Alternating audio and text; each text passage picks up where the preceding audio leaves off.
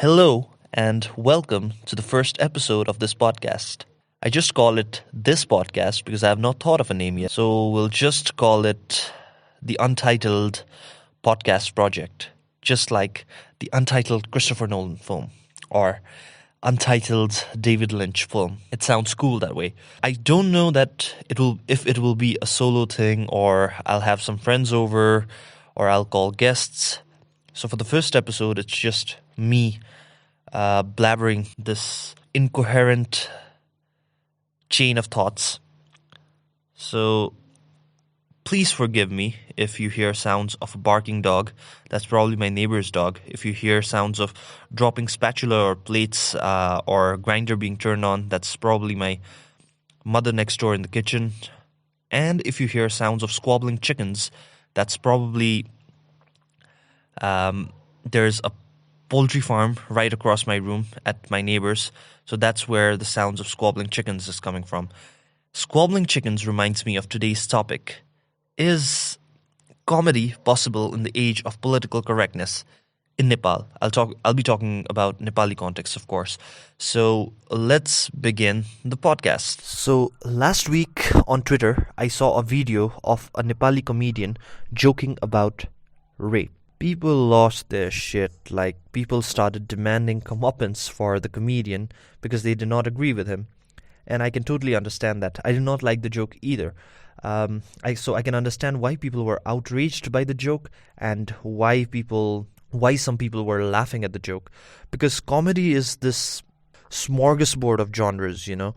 Like, you have insult comedy, you have slapstick comedy, you have British humor, you have dark comedy and whatnot. So there are different kind of comedy for different types of people. I particularly don't like the rape humor or rape jokes, but should he not be allowed to do that? That is the question, right? He has freedom of speech.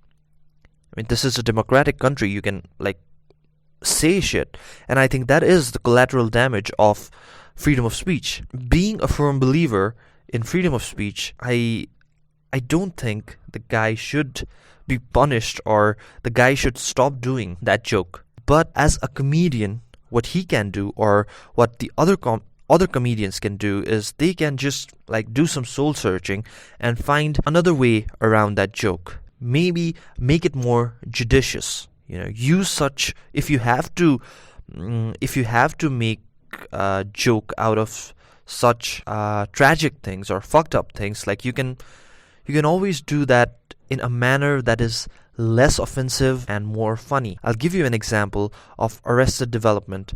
In the show called Arrested Development, there is a running gag about a guy being an anal rapist. He is an amalgam of analyst and a therapist, so he becomes anal rapist. Anal rapist is pronounced as anal rapist, but it is spelled ANALRAPIST. So you can say a running gag on the show is a rape joke. I think that was done pretty judiciously, so I don't have problem with that joke. But there are other shows that have done rape jokes and are problematic, like super problematic.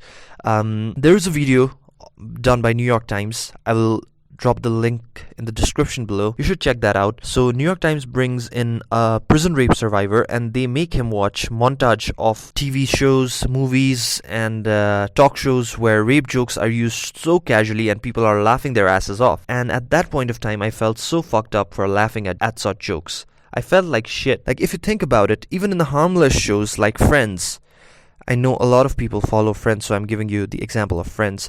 In one of the earlier seasons, Joey is shown as a very stupid guy, so he tells Chandler that his tailor grabs his scrotum after taking measurement. And then he says, "Isn't this how they take the measurement?" And Chandler says, "Yes, in prison." That was a very subtle reference to prison rape jokes or people who are molested at prison. So is that okay? Because a lot of people laugh at Friends and there is a rape joke. Just because a popular TV show cracks it does not make it okay to crack that joke.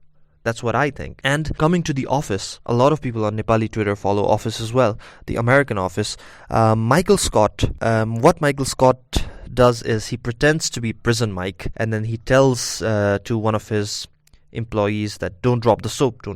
And don't drop the soap joke has been used numerous times. I can tell you hundreds of shows that have used that joke. So is it okay? I don't think so. But should they be stopped? I don't think they should be stopped. But is it okay? It's not okay.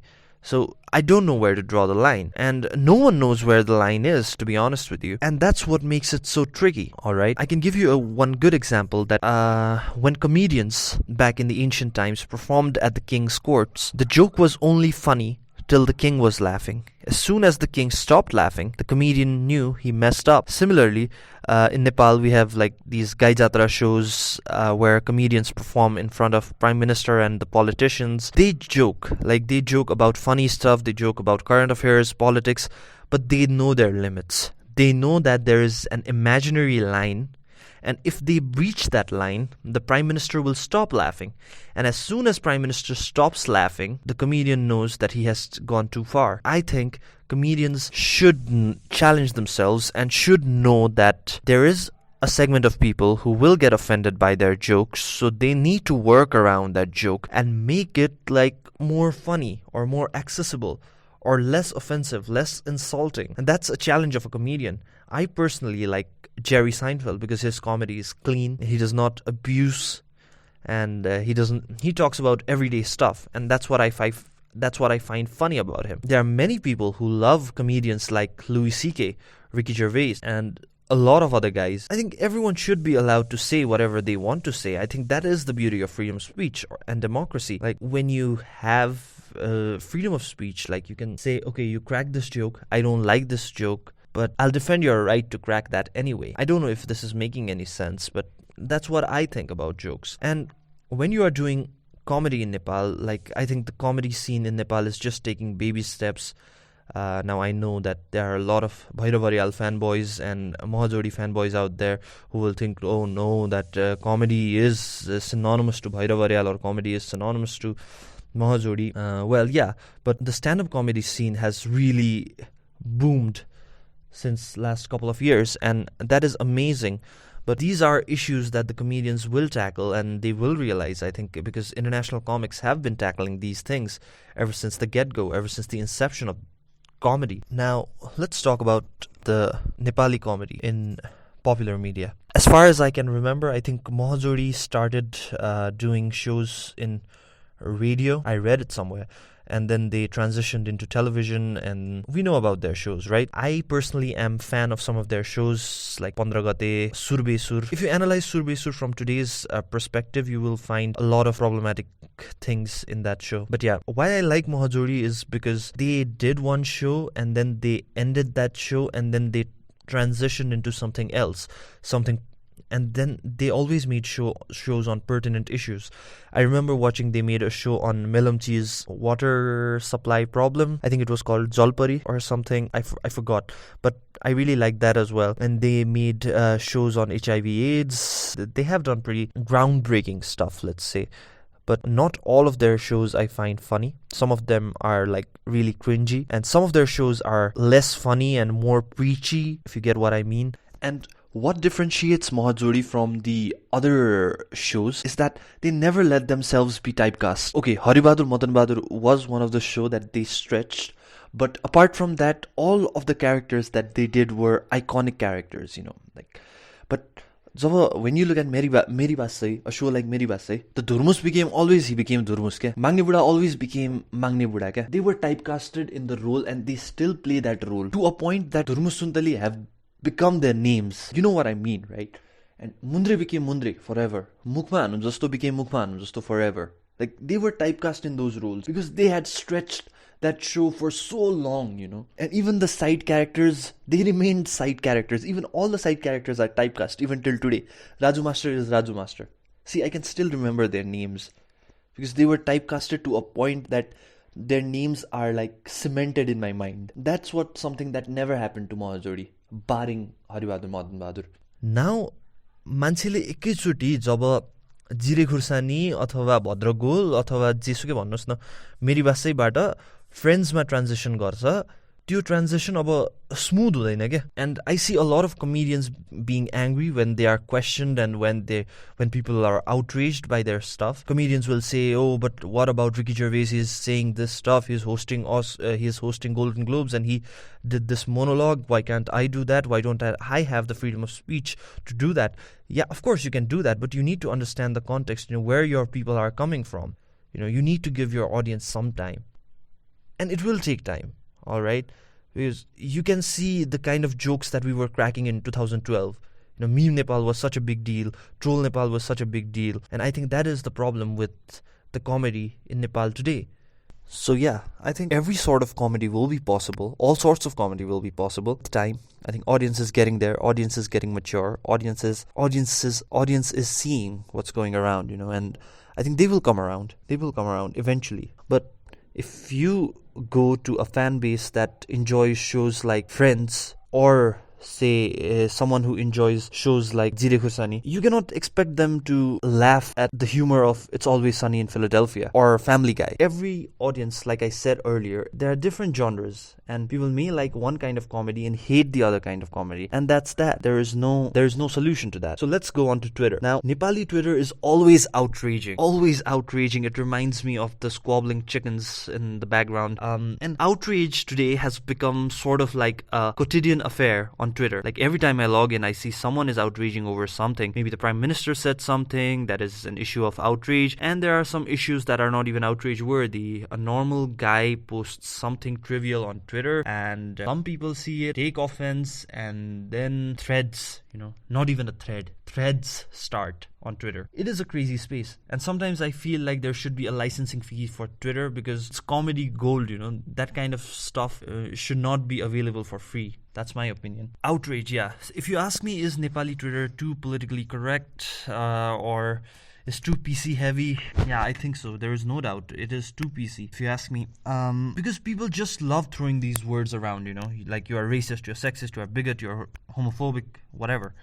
Like you don't like something that someone said, that certain someone is a bigot. You label them a bigot. And this happened recently, that a person complimented someone in a very benign manner, and that person was labeled homophobic. It is crazy. And if you ask me, the assimilation of PC culture and call-out culture makes Twitter super toxic. People, I don't know what's the psyche, like I see even journalists doing that. Like, you need to call out some people, for most trivial thing. Okay, I understand you're calling out person for like bad stuff. It is completely understandable. But you cannot be calling out person for just a harmless tweet, that does not offend anyone. You are choosing to take an offense. Rather than the tweet being offensive, you are choosing to take offense. So that is the kind of environment that Twitter is. And it's not only in Nepal, it's everywhere around the world. That's what I think. And then there's this intellectual group on Twitter, bringing the issue back to comedy a few months back. I think last year, I don't remember. Comedian wrote a joke, people took offense, then the comedian tried to explain that, oh, but look, other comedians are doing this as well. To which the other person replied, I don't care what a white guy says. The topic of discussion is no longer about the content, but about the identity of that person. And that's what's scary about today's world. If a white guy is saying something, you will like completely discredit it because a white guy is saying it. Because white guy comes from a very a position of privilege and a position of power. And that's just logical fallacy. But Twitter is holy grail for logical fallacy. They don't care. They don't attack the point, but they will attack the person instead. And we have seen that. And the intellectual group of people, whenever you argue with them, they will like say, okay, you go and read this book, and then you will be able to come and talk to me, and then you will be able to understand the gravitas of the context, how important the context is. This is when they come off as arrogant. Like if you come and if you want to debate with me, I will not tell you that you first go and read Gravity's Rainbow or Infinite Zest, and then we will have a talk. You're not ready to have a talk with me. And most of these people, whenever these people tell the other person to read the book, these books are most often the postmodernist literature. Postmodernism in itself claims that almost everything is subjective. And then you take one subjective book and consider it to be the ultimate truth, then that's when you have completely messed up and you have completely missed the whole point. I want to be a part of a world that's chill, that's cool. Okay, you cracked a joke, it's fine. You shouldn't have cracked it, but you did. Please be respectful the next time. Yeah? And let's be calm. Let's not outrage on every stupid little issue. And let's be human enough to acknowledge that, okay, you have one perspective, I have another perspective. Let's disagree respectfully and move on with our lives. I think that is the most beautiful part of freedom of speech and democracy, and we should practice that more often. And I think that is it for today's topic, and please comment on what did you think about it, and if you have any tips on how can I improve, please write that. If you didn't like it, write that as well. And please like, comment, and subscribe to the channel. And please share it with someone who might want to listen to this podcast. Yeah, spread the word, please. Thank you.